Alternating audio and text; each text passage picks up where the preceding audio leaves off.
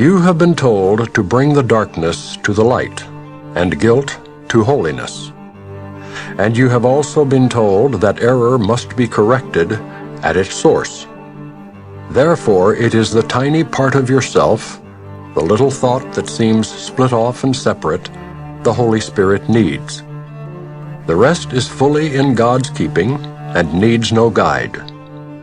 Yet this wild and delusional thought needs help because in its delusions it thinks it is the Son of God, whole and omnipotent, sole ruler of the kingdom it set apart to tyrannize by madness into obedience and slavery.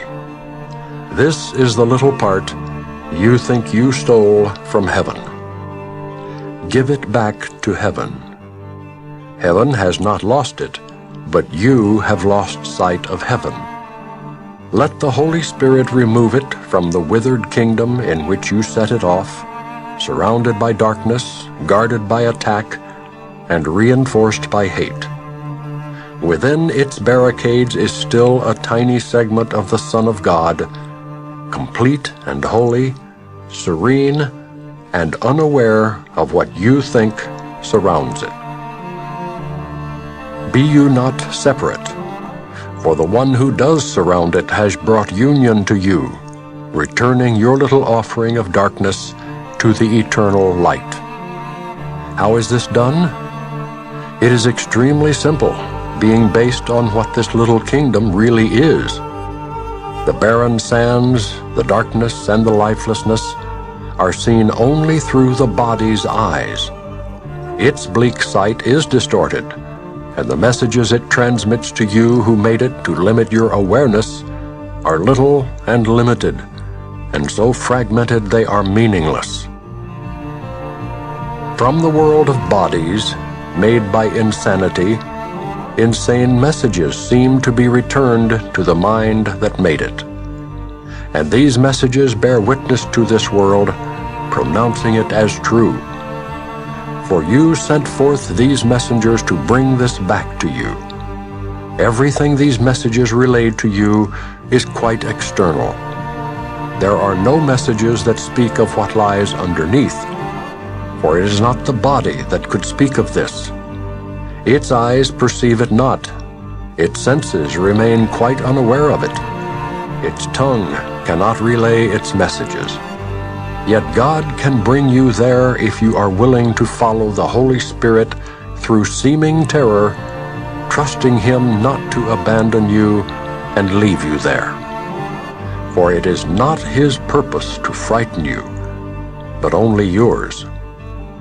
You are severely tempted to abandon Him at the outside ring of fear, but He would lead you safely through and far beyond. The circle of fear lies just below the level the body sees, and seems to be the whole foundation on which the world is based.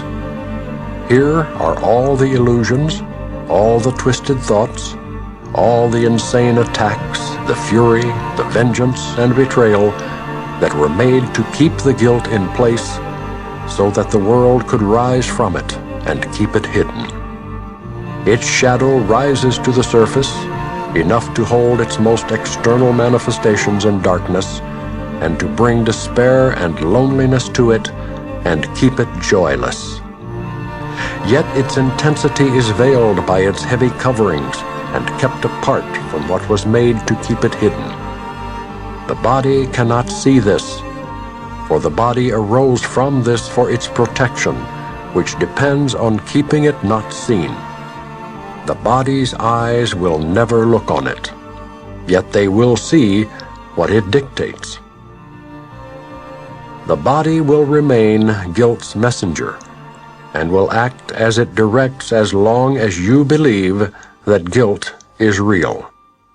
For the reality of guilt is the illusion that seems to make it heavy and opaque, impenetrable, and a real foundation for the ego's thought system. Its thinness and transparency are not apparent until you see the light behind it, and then you see it as a fragile veil before the light. This heavy-seeming barrier, this artificial floor that looks like rock, is like a bank of low, dark clouds that seem to be a solid wall before the sun. Its impenetrable appearance is wholly an illusion. It gives way softly to the mountain tops that rise above it, and has no power at all to hold back anyone willing to climb above it and see the sun. It is not strong enough to stop a button's fall, nor hold a feather. Nothing can rest upon it, for it is but an illusion of a foundation. Try but to touch it, and it disappears. Attempt to grasp it, and your hands hold nothing. Yet in this cloud bank it is easy to see a whole world rising. A solid mountain range, a lake, a city, all rise in your imagination, and from the clouds the messengers of your perception return to you, assuring you that it is there.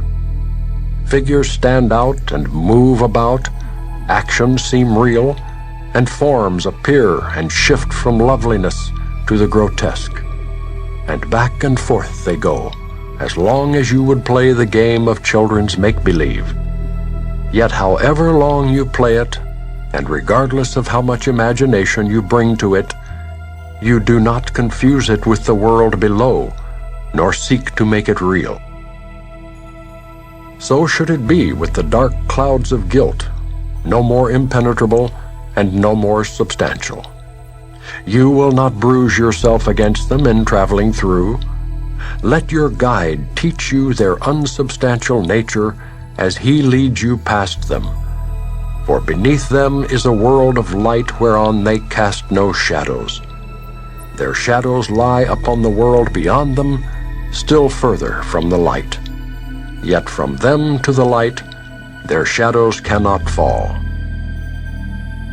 This world of light, this circle of brightness, is the real world, where guilt meets with forgiveness. Here the world outside is seen anew, without the shadow of guilt upon it. Here are you forgiven, for here you have forgiven everyone. Here is the new perception, where everything is bright and shining with innocence, washed in the waters of forgiveness, and cleansed of every evil thought you laid upon it. Here there is no attack upon the Son of God, and you are welcome. Here is your innocence, waiting to clothe you and protect you, and make you ready for the final step in the journey inward. Here are the dark and heavy garments of guilt laid by, and gently replaced by purity and love. Yet even forgiveness is not the end. Forgiveness does make lovely, but it does not create. It is the source of healing, but it is the messenger of love, and not its source. Here you are led that God himself can take the final step unhindered, for here does nothing interfere with love, letting it be itself.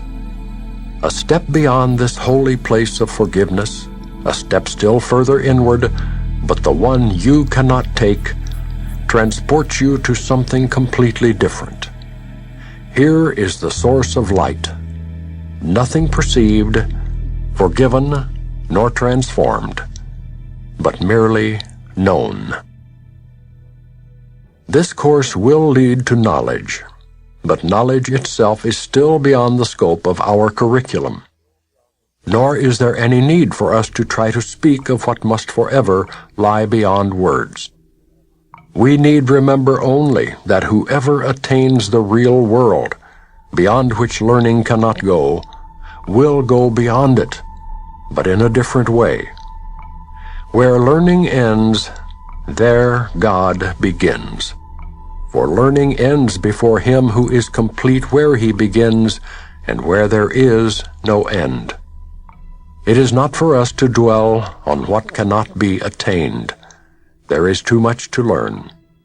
The readiness for knowledge still must be attained. Love is not learned. Its meaning lies within itself. and learning ends when you have recognized all it is not. That is the interference. That is what needs to be undone. Love is not learned because there never was a time in which you knew it not. Learning is useless in the presence of your Creator, whose acknowledgement of you and yours of Him so far transcend all learning that everything you learned is meaningless, replaced forever by the knowledge of love and its one meaning. Your relationship with your brother has been uprooted from the world of shadows, and its unholy purpose has been safely brought through the barriers of guilt, washed with forgiveness, and set shining and firmly rooted in the world of light. From there it calls to you to follow the course it took, lifted high above the darkness and gently placed before the gates of heaven. The holy instant in which you and your brother were united is but the messenger of love, sent from beyond forgiveness to remind you of all that lies beyond it. Yet it is through forgiveness that it will be remembered. And when the memory of God has come to you in the holy place of forgiveness, you will remember nothing else, and memory will be as useless as learning, for your only purpose will be creating. Yet this you cannot know until every perception has been cleansed and purified and finally removed forever. Forgiveness removes only the untrue, lifting the shadows from the world and carrying it safe and sure within its gentleness to the bright world of new and clean perception. There is your purpose now, and it is there that peace awaits you.